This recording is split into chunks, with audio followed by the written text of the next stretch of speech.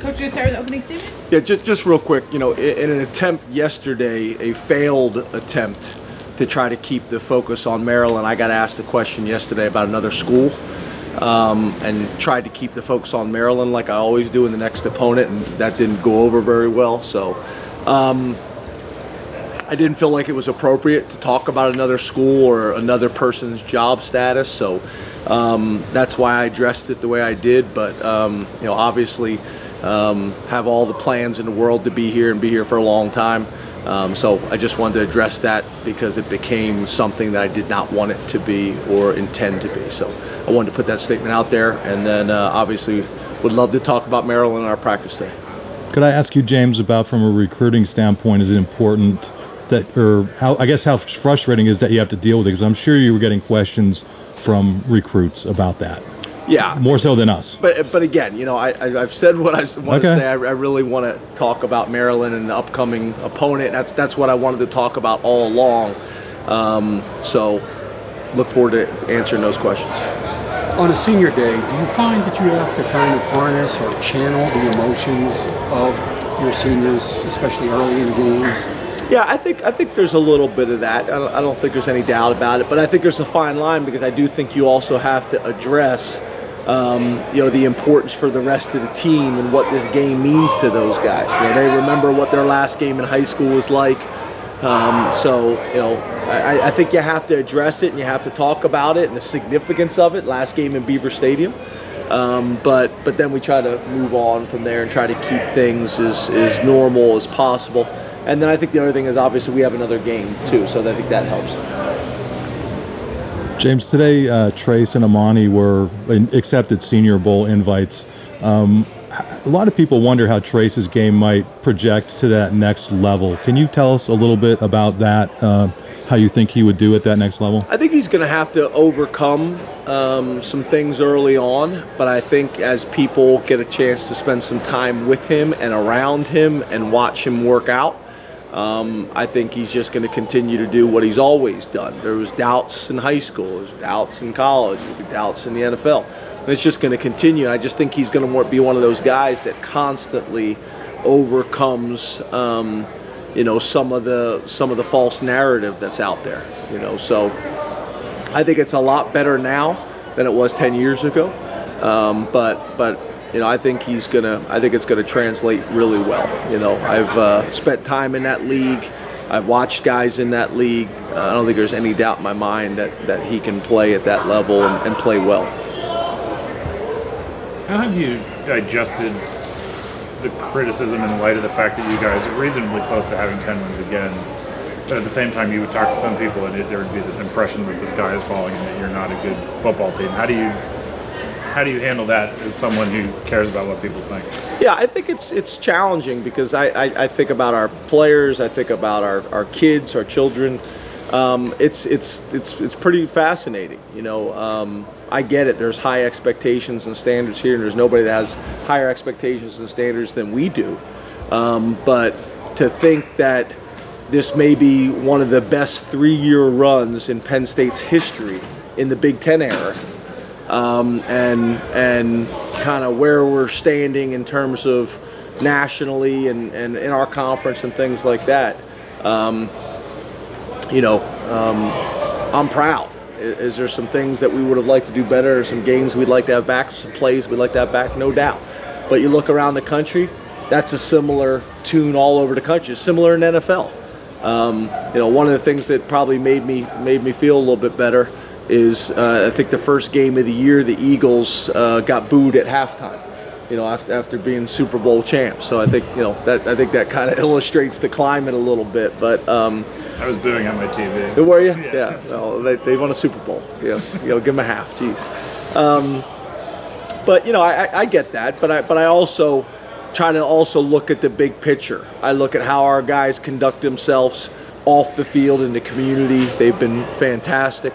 I think about our guys, what they've done in the classroom. They've been fantastic. And then you look again what we've been able to do on the field over the last 3 years, specifically this senior class. There hasn't been too many times, especially when you talk about the Big Ten era since we've joined the Big Ten. So, you you try to keep it all in perspective. I also would say, obviously those things are fine, but most importantly, we got to be ready to play well this week against Maryland, who's obviously played well the last couple weeks and have run the ball really well.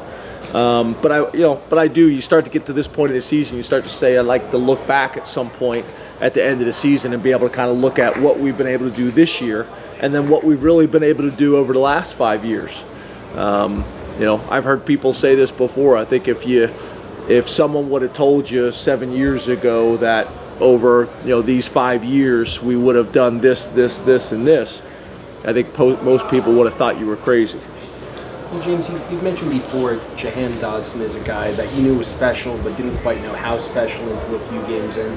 Same thing with Saquon Barkley. I'm just curious, is there a general rule of thumb? Like, how long does it take for you to kind of know what you have, when you have it? Well, I think in the recruiting process, it's always hard. But then once they show up, they either typically, very few of them kind of are what you thought. They're either better than what you thought, or they're a year away, or something like that. Jahan's one of those guys. He just never seems like he's running, but he runs by people.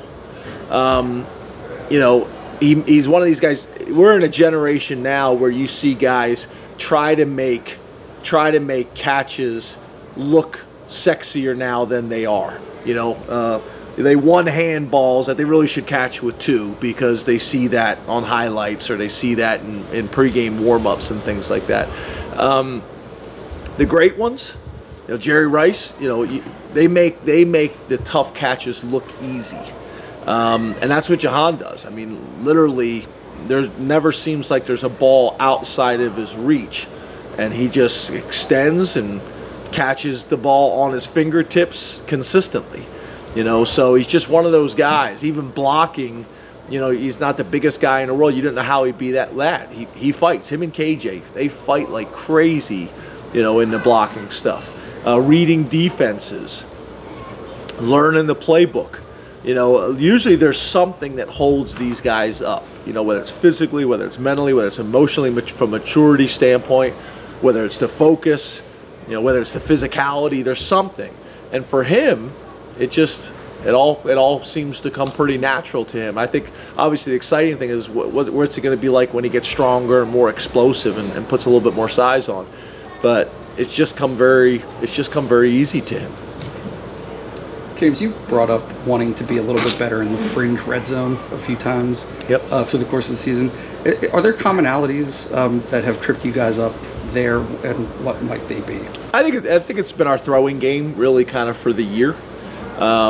Whether it's drop balls, whether it's pressure on the quarterback, whether it's sacks, or whether it's being a little bit off, missing some throws that we should make.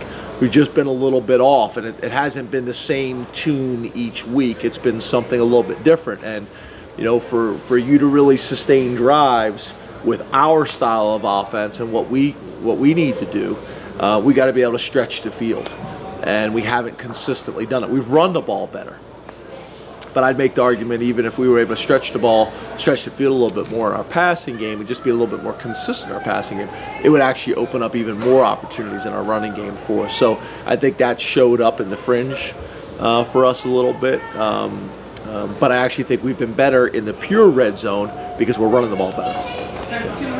Ohio State pretty well tenderizes whoever they played, whether they win or lose. Does your opponent's week before play into it all how you game plan in terms of just the kind of game it was, or do you just go into it thinking that everyone's 100%? Yeah, we go into it. You always have to prepare if everybody's going to be 100%. I think obviously they're playing for bowl eligibility. Obviously they're playing for their teammate. There's a lot of different things going on there. They've been a very resilient bunch, and they're talented. And they're talented. I think they're probably I think they probably don't get enough credit for how talented their roster is. I think obviously what they did against Ohio State, you could make arguments both ways, but they went down to the wire with one of the better programs in the country, and could make the argument should have and could have won the game. How many kids will you have at your house tomorrow, and how do you pull that off logistically? Are you cooking the turkeys? No. So we have a friend, Laura, who does a great job here in the community. So she will make the most of it, and then my wife will make kind of what she makes that kind of accents. My wife usually makes a big prime rib and mashed potatoes and other things, so we'll have all of that. But yeah, it's too much to. I want the holidays to be relaxing and fun for the family, and it's stressful enough just cooking for your family. But then you have another, 15 or 20 players and staff. Chris is coming. It's become a tradition where she comes to the house and we kind of all just sit around. But it's relaxed. I think sometimes you think you're coming to the head coach's house and it's going to be, something formal. It is not. It is sweats. It's sit on the couch. It's eat. It's fall asleep and slobber on yourself a little bit. It's wake up, eat some more, watch games, and it's been great. So yeah, what I really enjoyed here is not only the kids coming to my house, but then also some of their families. I think that's been really cool to break bread with not only the players but their parents that are in town. So it's something that's been really good. Thanks, guys. Happy Thanksgiving. Have a good one. Appreciate you guys being here.